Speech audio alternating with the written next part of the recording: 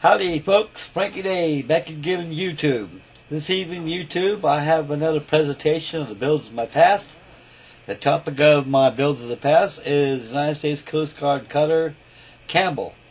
Folks, this is a scratch built model made entirely from wood using model plans. I built this model 52 years ago, fellas. Years ago, fellas, there used to be a publication, maybe still today, I know I haven't seen any yet though, but years ago there used to be a publication that came out every month. It was called Mechanics Illustrated. Mechanics Illustrated, or Popular Mechanics, they used to have all kinds of plans of projects that people built at home. And at the end of each publication, as for the younger gender, it had people that they had model plans. So I was kind of interested in obtaining a set of plans. So I got a set of plans, cost me 25 cents. So about 6 weeks later, I got my set of plans. I sent away for these Fleet Post Office when I was aboard ship in the Navy. And I got the plans, and the plans contain a bill of material, what to use, and it gives you a full set of hull sections, ribs, and everything, which makes the hull. The hull is made from sugar pine. What you got to do is cut the profile of the hull out using a bandsaw and using tick marks for the hull stations on the plans. Then you got to make templates, make sure they line up with the hull, make sure that the hull is completely carved as per templates. So this is all scratch built, guys. The only two parts on this model that are not scratch built are the anchors.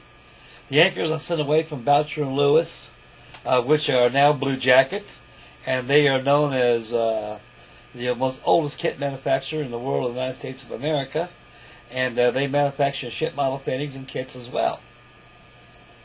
The deck was used by basswood, scribed using a metal rule as a guide. All the portholes are drilled out using eyelets from shoes that I saved, and to represent the full portholes itself.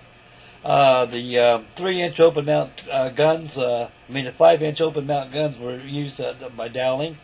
The crow's nest and the mast and the running lights and towing lights were all carved out, were all turned on a mini lathe. The superstructure, folks, was all made entirely out of a Bristol board. And the stanchions out there, where my stick was at a while ago, is metal stanchions using bathroom toilet tissue to simulate canvas. Those boats right there, folks, are made out of carved pine, and the boat davits itself are made out of brass rod. All rail work is used out of brass rod, soldered with wire. And the big large boat boom back there where the large 50-foot jolly boats at, utility boats at, used to be a seaplane used to be on there. Now, folks, this Campbell here is a lot different than the Revell kit because this is actually how she looked during her launch in 1936.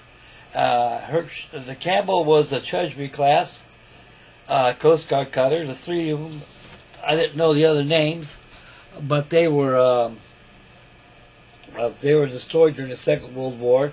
The Coast Guard Cutter Campbell went through a series of refits during her time, and our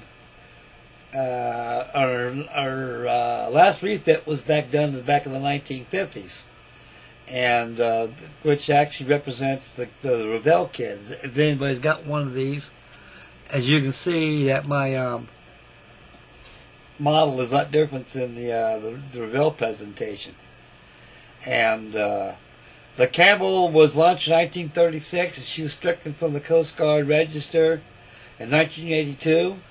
And by 1983, she was towed to sea and used as MURAD as a target practicing ship. She was sunk out in the South Pacific, and she lays at the bottom of the seabed at a depth of 13,462 feet, which is pretty deep, fellas. You're pushing 3 miles deep right there. And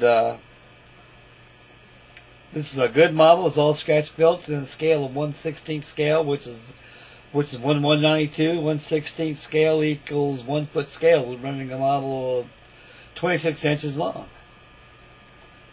And this is only one in the world this type, fellas. Only one of this type. And I got plenty more like this. And I'd be happy to share them with everybody here. So this is how she looked back in 1936. She's a very clean, swift boat. Carries a crew of 216 people. The real length of the ship itself from stem to stern is exactly 327 feet, and she can go at a speed of 27 knots. She has twin screws.